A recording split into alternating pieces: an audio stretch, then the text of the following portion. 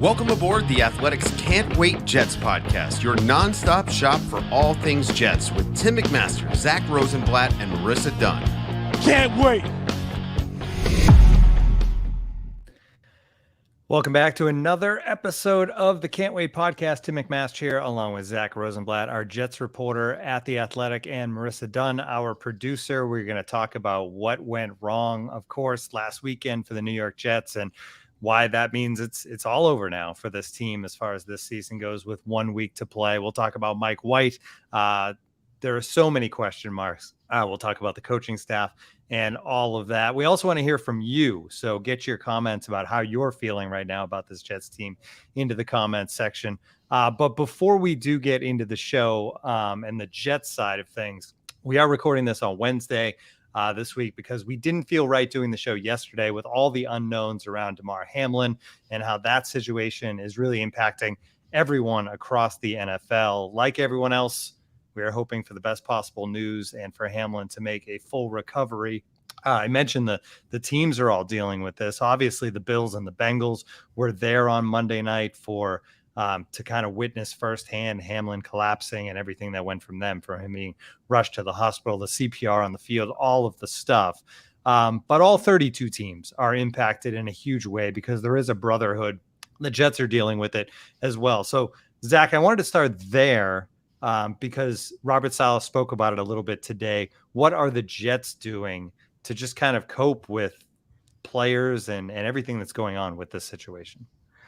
Yeah, he told us that in their Wednesday meeting, he allowed the players the chance to speak up and talk about how they're feeling and how they feel about this. He brought team doctors into the room, and they were able to ask the doctors any questions they had about everything going on. Because, you know, what happened to him, I don't know if it's ever happened in an NFL game before. I think it's a common thing that has happened in baseball, and I think I saw something with Chris Pronger in hockey. I think it happened too.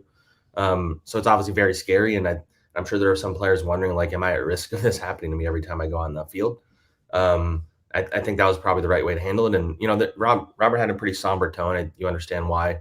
Even just asking him about, you know, this has been a topic. I think Ryan Clark on ESPN kind of covered this as well as anybody could. You know, how guys talk about things like, I put my life on the line for this game. We're going to war. You know, they always preach violence in the Jets building. Like, they want a defense that's violent. And you hear those words and they become more than just words when you see things like what we saw. So I'm sure there's a lot of guys doing a lot of reflecting. I can't even imagine what guys who were on the field when it happened are dealing with. That's pretty traumatizing. You know, I think this is just league-wide. I don't know. I think everybody's kind of just reeling from this and kind of reflecting on the nature of the sport. And, you know, and this happens a lot when guys like the Tua thing with the concussions and you see it, you know, when guys like Ryan Shazier and guys like have these devastating injuries or these devastating moments. I don't really know how else they can handle it other than let guys speak their minds. I mean, you even think about it with, you know, Mike White fractured his ribs and he was trying to force. I forget. I think it might have been Ryan Clark talking about this. Yeah, it was Ryan Clark. So Ryan Clark had a story about how he had a bad injury or whatever it was, and he was like, he got a series of doctors to clear him, and he presented them to Mike Tomlin, and Mike Tomlin was like, look, if you were my son, I would not be letting you go out there, so I'm not going to let you play. And then Ryan Clark's like, I'm thankful he didn't, you know, he got him, he saved me from myself. And with Mike White, you know, he kind of was doing the same thing. You know, he was trying to find all these doctors to let him play. But fractured ribs, if you hit that hard enough, like, I'm not a doctor, but I imagine that would have been bad. So I don't know. It has everybody reflecting on this. I personally think about, like, what, you know, DeMar, he wasn't like a well-known name before all of this. Now he's like the most famous athlete in the world right now, or in America. And I think about, like, what his family's going through.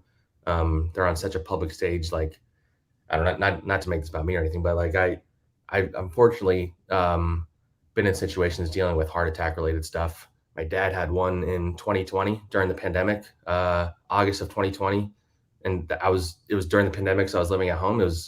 I was able to rush him to the hospital shortly after it happened, and he was able to survive, but he was in the hospital for a month. There was a lot of scares in between then. So I know, like, the journey that, to a degree, that is head for DeMar and his family, and it's not a straight and narrow path. very scary. He has a great support system, I imagine. But so yeah, I think a lot about the people close to him dealing with this. It's really heavy. And yeah, I don't know. I just kind of went on a little rant there, but that's been a lot on my mind these last few days.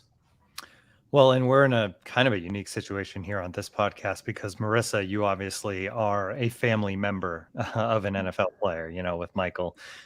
So I know you were with him, I believe, on Monday night. Just talk about that and his emotions and how that becomes your emotions as his wife.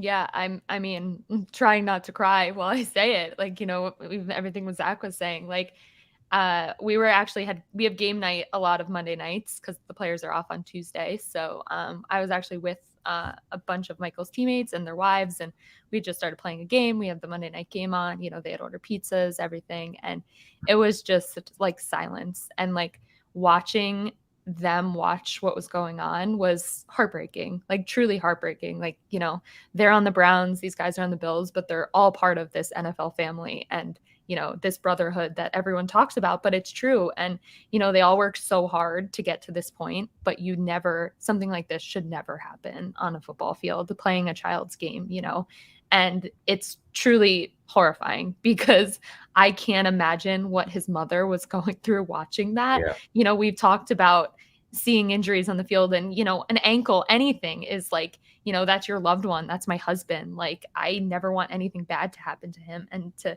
have to witness that. And for honestly, like watching the reactions of the other players, like that was so traumatizing. And I don't know how they go out there like and play a game, like it's bigger than football. Like it puts so much into perspective. And, obviously I work in media and, we talk about the X's and O's and all of that, but like all of that seemed so meaningless. And it's a good reminder that like, this is a game. And at the end of the day, like in an instant, life can change. And I think you have to, in everything, remember what's really important at the end of the day. And, DeMar Hamlin is the most important thing right now, not the playoffs, not seeding, nothing else, and getting him healthy. And a huge credit to the doctors and trainers. And I mean, I did not, like my husband plays in the NFL and I did not know the procedures that they have in place. Yeah. And hearing that now,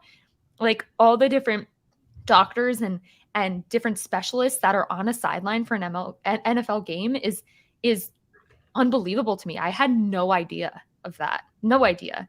And to see them like, work in action and get him to the hospital and do what they had to do while like, they're in the middle of this stadium, like they deserve so much credit and, they are true heroes. And I just think at the end of the day, like, we're going to talk about the quarterbacks and, that's what we're going to do. And that's like, why we love this game. But, we all have to remember that it doesn't matter, like your family, your loved ones, people's health is what's important at the end of the day. So. Yeah, really well said by both of you. Yeah. And it's tough to transition obviously from that to football and a struggling football team, obviously, but we'll do that now and get into the Jets a little bit. Looking back, it's been a few days now, so I don't think the vibe of where this team is right now has changed much though over those last couple of days. I think we went into week 17. There was a lot of hope around this football team. Mike White was back, and now we're in a position where it's just kind of like, okay, there's really no quarterback for 2023 on this roster, and we'll get to that. But Zach, I did want to start because we always start with the quarterback. But I actually wanted to start with the defense this week because they were good again. Like there wasn't a lot of points scored against this team, but there was early. And I felt like in this game, for a team that is led by its defense clearly and has been all season long, the defense needed to set a tone.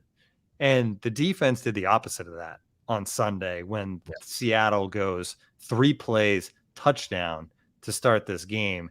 And I just wanted to start there because it's been a theme, I guess, late in the second half of slow starts for the defense. But this one really stood out to me because of how quickly Seattle struck. And it was like, okay, bam, this game feels like it's going off the rails 2 minutes in, or I think it was a minute and a half in. Yeah, that's kind of been an issue a few weeks running now. And it's such an interesting topic because I think if the offense had been playing better this season, this half of the season, we probably would focus more on how the defense keeps struggling in the same way each week. Like at the end of the game, they're still giving up less than 20 points most weeks, and they're still doing their job. Like when they start slow, they finish well usually. Yeah. So it's been very interesting that where I feel like the struggles that the defense has had haven't had as much of a focus because they're not the problem necessarily, but I think you saw the biggest weakness on this defense, and we kind of talked about it throughout the year, especially the beginning of the year, is the middle of the defense. The linebackers and the safeties have been the biggest weakness on this defense. It's going to be an area they really have to address.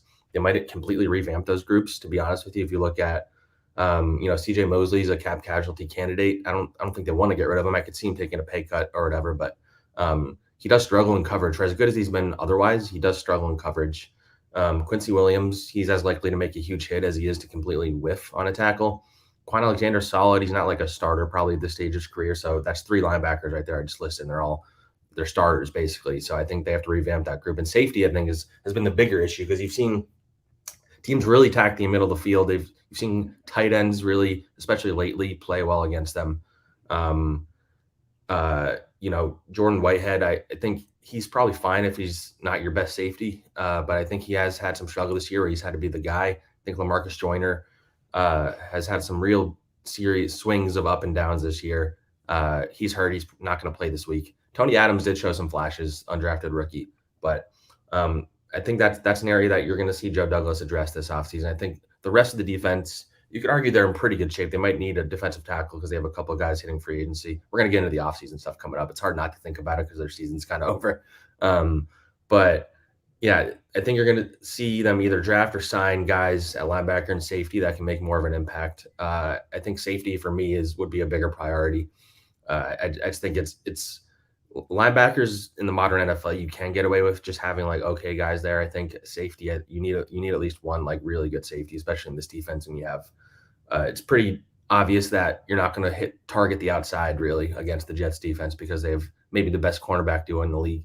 And so you've seen these last few weeks with these running backs, these tight ends, these short passes in the middle of the field. Michael Carter II, I think, has been solid in the nickel, but I also think nickel corner might be the hardest job on any defense just because they're kind of in the middle of traffic there. And I think they're more likely to give up yards just because on slants, they're going to probably get the catches on slants and stuff like that.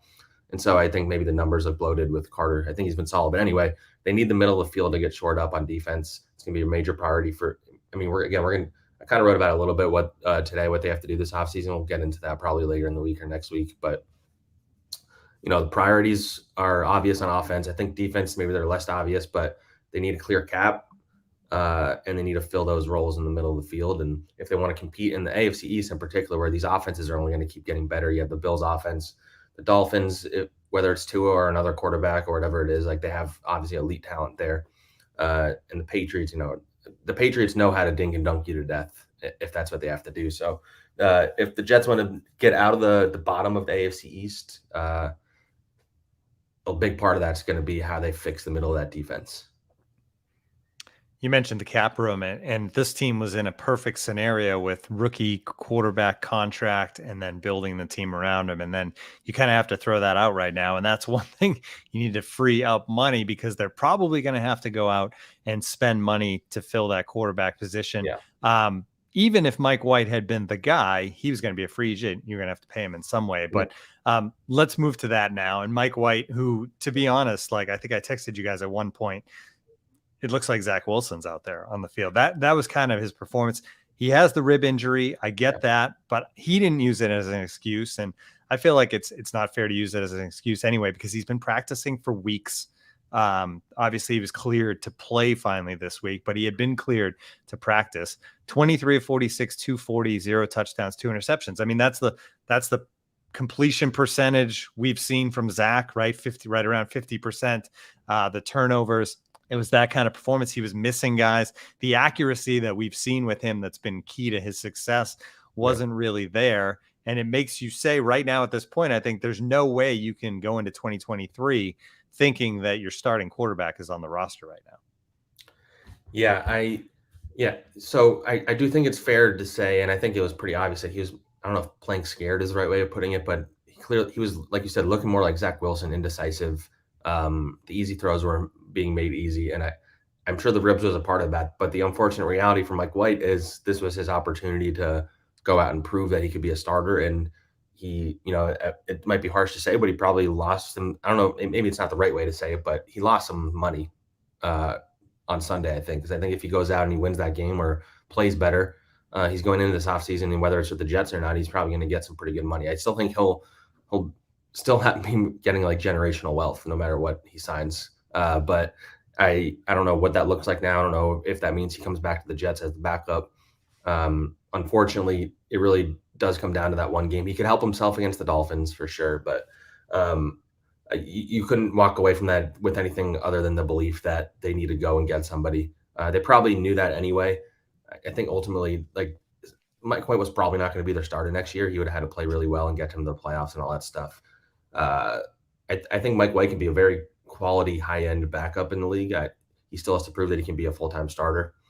But yeah, that was one of the bigger takeaways, that offense, and we'll get into like the problems with this offense, but it was as stagnant as it's been over since the bye week, basically, if you remove the Bears game, which is one of the worst defenses in the league. Although these defenses they've played the last like 5 weeks, I think 4 of them were among the worst defenses in the league. So I don't even know if you could like it by any way you slice it, it looks bad the way this offense is played. It's not Mike White's fault. It's not Zach Wilson's fault. They're big contributors to that. And I think it's pretty obvious that, I think getting a good quarterback doesn't fix all their problems, but it does fix a lot of them. Because if you have a quarterback that you trust back there, whether you have a bad offensive line or you don't have the weapons around outside of Garrett Wilson that you trust, you at least have a quarterback that you believe is not going to make back-breaking errors. So that's what they need. They need quarterbacks that are going to do that. They need to fix the offensive line. They need to find more weapons, all that stuff. But it's very, whether they're a quarterback away, whatever that means, I don't know. I think they're a quarterback away from having a competent offense, and that's kind of like the first step towards relevancy for this team. We've talked a lot on this show about how like there's just not that many great quarterbacks anymore. It seems like we went through a golden era of quarterbacks and it's gone. And now if you can get a good one, but the fact is, like, if you have a good quarterback, he makes players around him better, right? And the Jets were just trying to find a quarterback at this point that like allows the players around them to be at their regular level, right? They're not even trying to like make them better. Like if you could get that guy, and I don't know if that guy's even out there when you think about the quarterbacks that they may end up with, they will probably end up with a proven starting quarterback in the NFL, but I don't know if it's the guy that's going to make his teammates better. That's it. I do think Mike White, like, I'd love to see him back as the backup, right? Like the thing about him is there's not that many backup quarterbacks in the NFL whose teammates, I think, believe in them like Mike White's teammates believe in him. I mean, he's such a good teammate from all accounts, great in the locker room. And if your starter goes down and he has to come in, we know for a fact that like the Jets players will see Mike White coming out and be like, all right, I think that we're in good attitude hands, would be, okay, we're good. You know what I mean? There'd be no panic with him coming out. So I'd love to see him back as the backup. I don't know how that works out. You have to deal with Zach. I mean, I'd love to see Chris Streveler back too, but that's maybe selfish, But do you, what do you think? Like, do you think Mike White is a Jet again next year? Yeah, I think it ultimately comes down to, as time goes on, I feel it's more likely than not that I'm not saying, I don't know, a percentage, but more likely than not that Zach is at least on the roster going into the offseason, training camp. Like, I do think, the best case scenario with a trade is not going to be something that the Jets feel great about, probably. So, especially with a staff that, put a lot on Zach. And Saleh said a lot of very interesting things about Zach today and about how they're still committed to developing him and how he thinks he needs to get away from football and go on a beach and read a book and all that stuff and try to find himself, kind of thing. So I think what becomes the question is, are they willing to carry 3 quarterbacks all year again? I imagine, like, the issue if you get somebody like a Jimmy G is that he's very injury prone. And so you have to decide, are you okay with Zach Wilson being your number 2 quarterback next year? the reality is a lot of number 2 quarterbacks aren't very good. And in theory, Zach's ceiling is higher than probably almost all number 2 quarterbacks. But you also know that his floor is as bad as any quarterback in the league. So I would bring back Mike White personally. I don't know what that would cost. Probably more than he made this year, maybe. I don't know. He's in it. He's very, like we've talked about, I'm just like fascinated to see what the rest of the league thinks about him. I think he's good enough to, like, if there's a team that is drafting a quarterback highly and they want somebody to compete with him in training camp, I think Mike White's a good candidate for that kind of thing. Or if there's some, like the Cardinals, that need a quarterback until Kyler Murray gets back next year, I don't know. I think that they would be interested in him around the league. I just don't know what level. And the Jets have, as we kind of alluded to, in addition to paying whoever the next quarterback is, they also, in order to do that, you're going to have to cut a bunch of guys. Corey Davis, maybe Carl Lawson, maybe CJ Mosley. So you're going to have to fill the holes of the guys that you cut, which is something people forget about when they're talking about, oh, there's no cap. Well, you have to cut a guy to save the cap, and then you have to replace that guy that you just cut, and you have to hope that you get a guy that's as good as the guy you cut at least, which is complicated. On top of that, you're losing half your offensive line. You have to fill those spots. You need to fill a spot at safety. Marcus Joyner, free agent. Sheldon Rankins, free agent. Greg Zuerlein, they have to bring back. So you have a lot of, for a team that we talk about has a great roster, they do have a lot of question marks and a lot of holes to fill without a lot of cap space. So anyway, so that's kind of like all factors into the Mike White discussion, is how much is he going to get paid? How much does he want to get paid? How much does he want to be back in New York? And how much are they willing to go into a training camp with 3 quarterbacks that are probably going to be on the roster? They did that all year this year. I think it worked out fine. You wind up having injuries and makes things complicated with the roster gymnastics and stuff. But they have enough quarterbacks on the roster that they called up one from the practice squad and played him 1 week. So that I think they're willing to carry 3 quarterbacks. But that's going to be the discussion for Mike White. I know the coaches love him here. I know he loves being here, but he also probably wants to be a starter somewhere, or at least have the opportunity. And if they get Jimmy G, maybe he views that as a chance that he might play later in the year. Or if they get Derek Carr, he might look at that as, I don't have a chance to start here, I'm going to go somewhere else. Like he's going to be a topic this offseason that I'm interested in. More interesting is who they go after to start. But yeah, we went into these last couple of games as like, this is evaluation for Mike. Unfortunately, the first game, that evaluation went about as poorly as it could have, just about. So he needs to, week 18 is as much a evaluation for the Jets with him as it is for him putting good tape out there for the rest of the league. So the Dolphins are a team that's trying to make the playoffs, so they're going to be trying. So it's not like he's going to be going against a team that's benching other guys like the Giants probably will this week. So it's a good opportunity for Mike to make himself some money for another team. I think the Jets know what they have in him at this point. So so this week is a big one for Mike in his career, I would say. As this season kind of went along in the second half, I think our attitude about this team generally stayed the same. Like, okay, they're not getting good quarterback play. They've caught some bad breaks, like some dumb mistakes along the way have kept them from winning more games. But we talked a little bit through text during the game on Sunday. Like, were we completely wrong about this team? Like that's my other question. Because the one thing is, good teams get better as the season goes on, right? And well-coached teams get better as the season goes on. Like we've said all year that the Patriots aren't a good team. And I don't think they're getting good coaching from their coordinators, but Bill Belichick is still there. And it's hard to deny the fact that they've gone out here over the last month and they've won the games that they need to, so that they're going into week 18. Granted, they're playing the Bills, but they control their own destiny. And we've seen other teams get better as the season goes on. Look at the Packers. They were done halfway through the season. They control their own destiny. Yeah. There's a lot of these teams, whereas the Jets have gone the other way. And it kind of made me question everything. Like, is this a good coaching staff? What are we looking at here with this Jets team? And I don't know what your thoughts are on that, Zach. Yeah, it's a good way to approach it, the topic, because the bigger problem I have is offensively. I think they have a really solid core of talented, like very talented guys. It hasn't changed. Like you haven't seen Sauce hit a wall, which is amazing. You haven't seen DJ Reed take a downturn. If anything, DJ has gotten better, I think. You've seen Garrett Wilson really come into his own. You've seen flashes from a guy like Jermaine Johnson.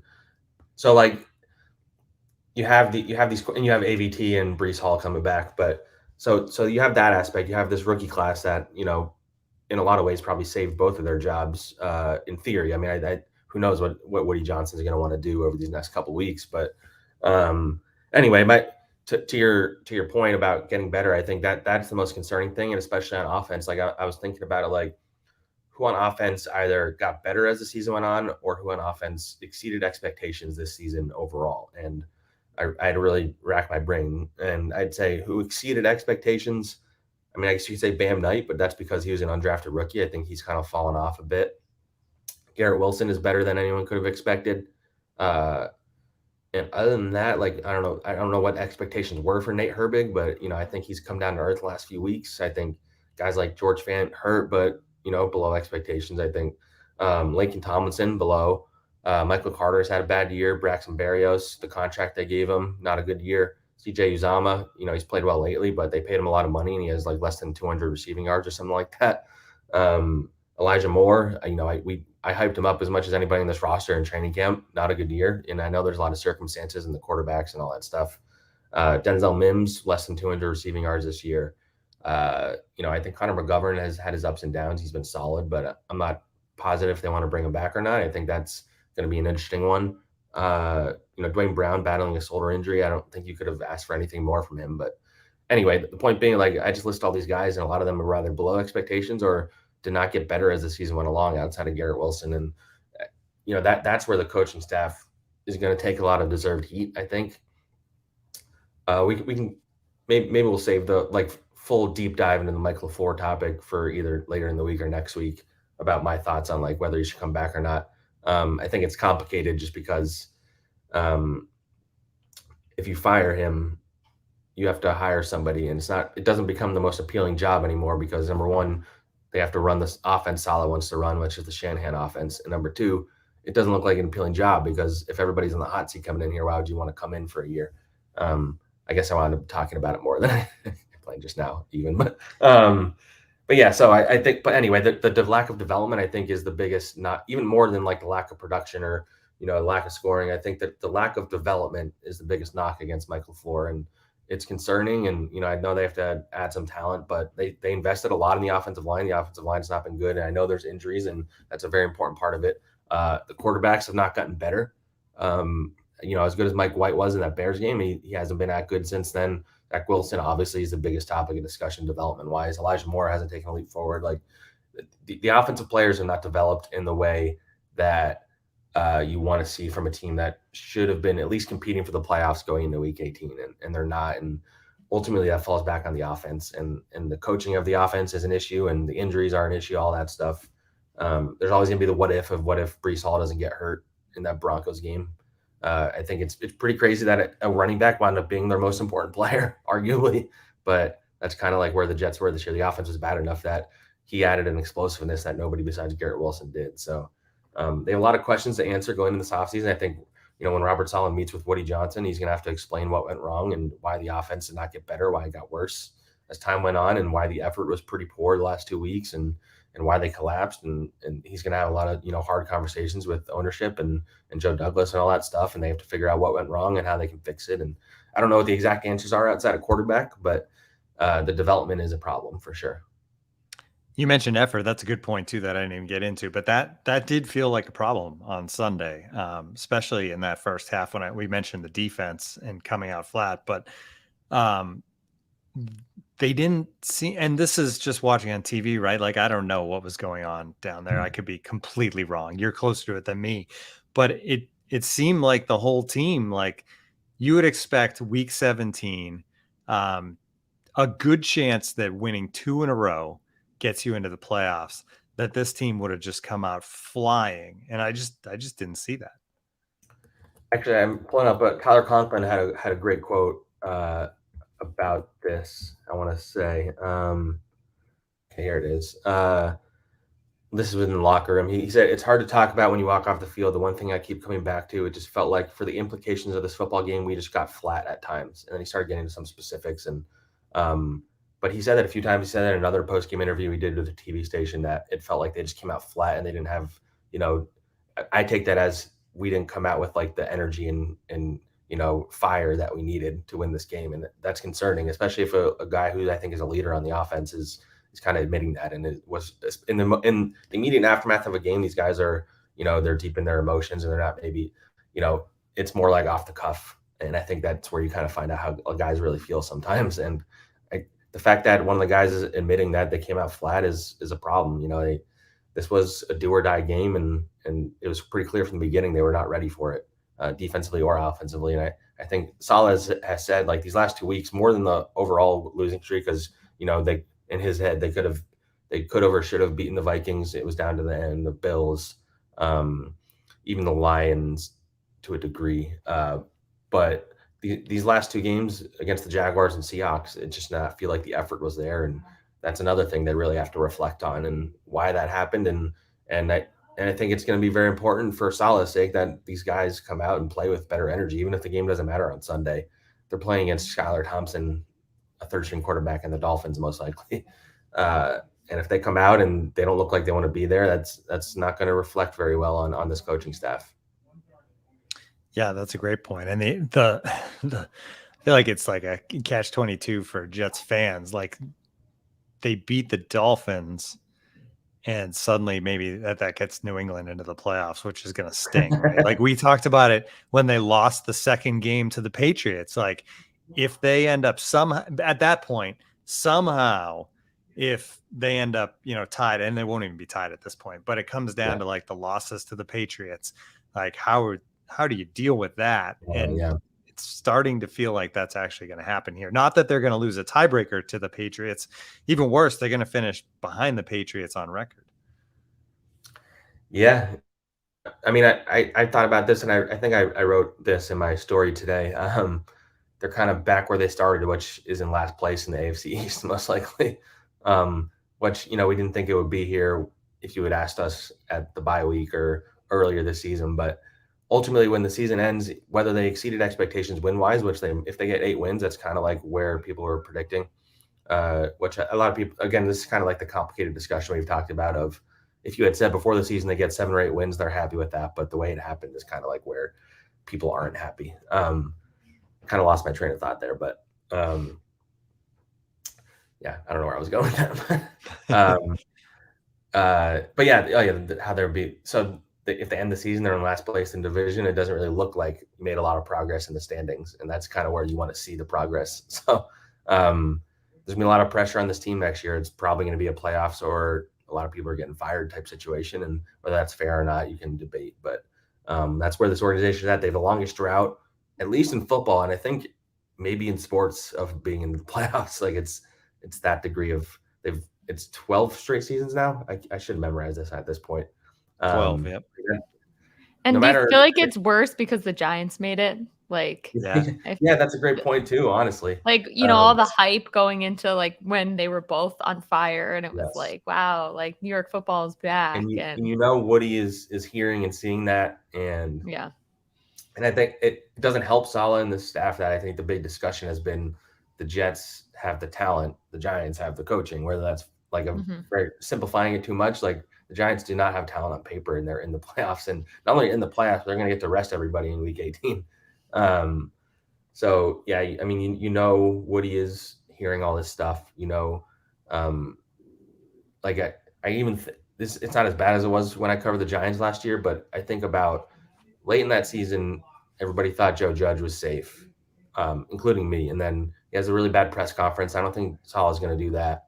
And then in the last game, he goes viral because the Giants do a victory formation deep in their own territory on third down. Like, they gave up and they got mocked for that. And whatever you want to say about owners, they don't like being the laughing stock of the league. So that's why I think it's important that the Jets don't go out and get killed on Sunday. More beyond just how bad that would look. For the sake of this coaching staff, they do not want to be mocked, because the Jets this season, for the first time forever, were not mocked outside of the Zach Wilson stuff. And I think Woody Johnson listens and reads all that stuff. And so, yeah, you just hope it doesn't go down in flames, because this collapse is bad enough. And if they handle it poorly, it looks even worse. I mean, you even saw, like with the Broncos, who knows if Hackett was probably getting fired anyway, but that the game after he got fired, not only did they get killed, but they had teammates fighting on the sideline, and they had all the Russell Wilson stuff. And And so you just don't want that to happen. Salah's done a great job of like keeping things in the locker room and making it so things didn't really go crazy other than the Zach Wilson press conference. So that's definitely something to think about this week.